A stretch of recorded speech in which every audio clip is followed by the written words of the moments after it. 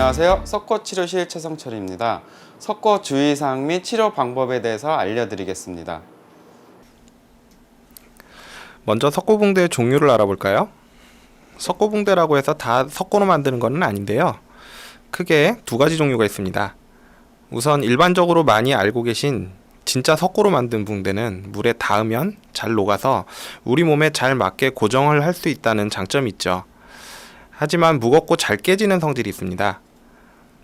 최근에는 합성 수지로 만든 석고붕대를 많이 사용하는데요. 단단하고 가볍다는 장점이 있지만 다루기가 어렵고 특히 옷이나 손에 묻으면 잘 안 떨어집니다. 하지만 저희 석고실에서는 이 석고붕대도 잘 다루니까 걱정하지 마세요. 이제 석고 고정을 하는 과정을 잠깐 보여드릴까요? 이건 스타키넷이라고 하는 것인데요. 석고 고정을 할 때 피부 위에 씌워서 피부를 보호하는 역할을 합니다. 다음으로 손 붕대를 감아주는데요. 다리에 석고 고정을 하는 경우에는 뒤꿈치에 욕창이 생기는 것을 방지하기 위해서 패드도 같이 사용을 합니다. 여기까지 한 후 이제 석고 붕대를 감아주면 끝납니다. 간단하죠? 이건 플라스틱으로 된 석고 부목인데요.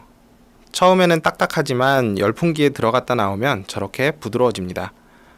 그럼 환자분의 적용 부위에 탄력 붕대를 감아서 모양을 만들고 굳어지면 붕대를 제거한 다음 부직포를 이용해서 고정을 하는 방법입니다. 이번에는 적용 부위별 석고 고정의 종류를 알려드리겠습니다. 오른팔이 장상지 석고 고정, 왼팔이 단상지 석고 고정입니다. 보시다시피 장상지 석고 고정은 손바닥에서부터 상완부까지 고정을 하는 방법이고요.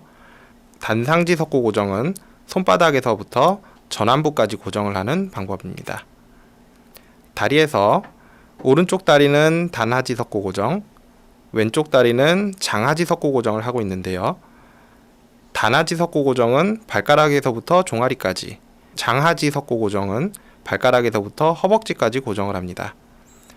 하지만 병변 부위나 다친 부위에 따라 고정하는 범위는 달라질 수 있으니까 무조건 짧게 해달라고 하시면 안 됩니다.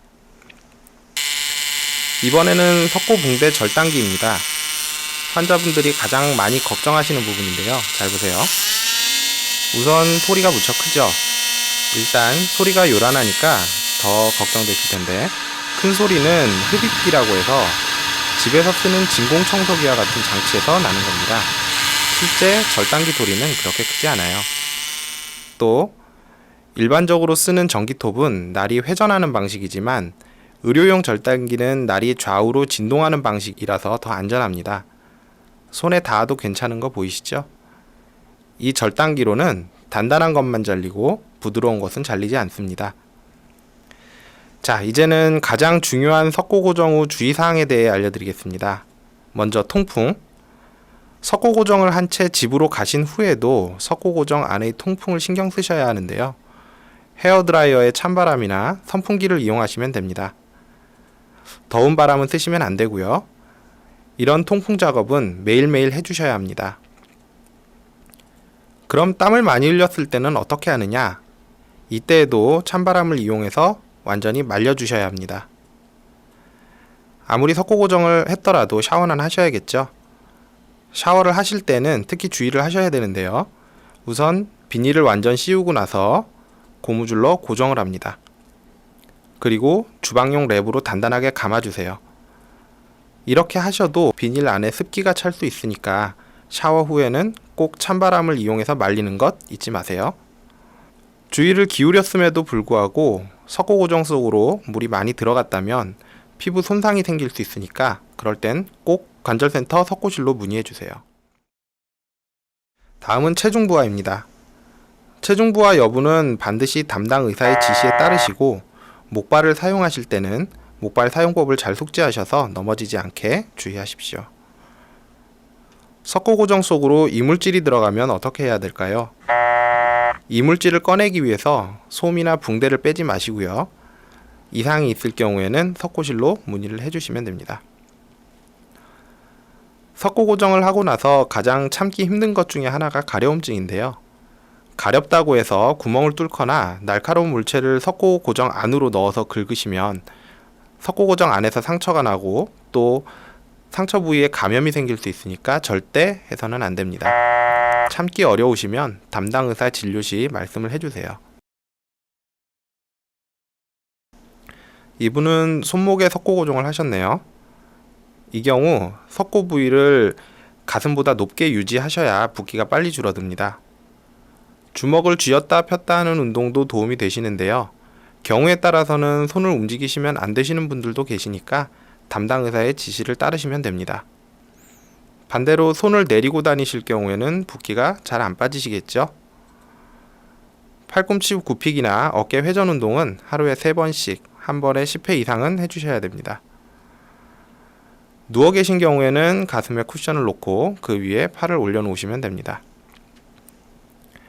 다리에 석고 고정을 한 경우에는 누운 상태에서 다리 아래에 베개나 쿠션 등으로 받쳐주세요.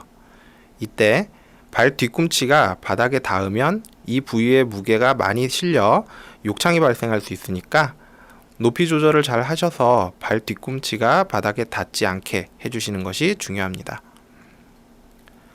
심한 외상으로 붓기가 심한 상태이거나 혈액순환과 관계된 외상을 입으신 분들은 혈액이 심장으로 돌아가지 못해 붓기가 더 심해질 수 있는데요. 이렇게 되면 손이나 발의 말단 부위에 그 혈액순환에 문제가 생길 수 있습니다. 다친 부위를 높게 유지하시고 손가락이나 발가락 등 말단 부위의 피부색을 반대편과 비교하시면서 혈액순환이 잘 되시는지 확인을 해주셔야 합니다.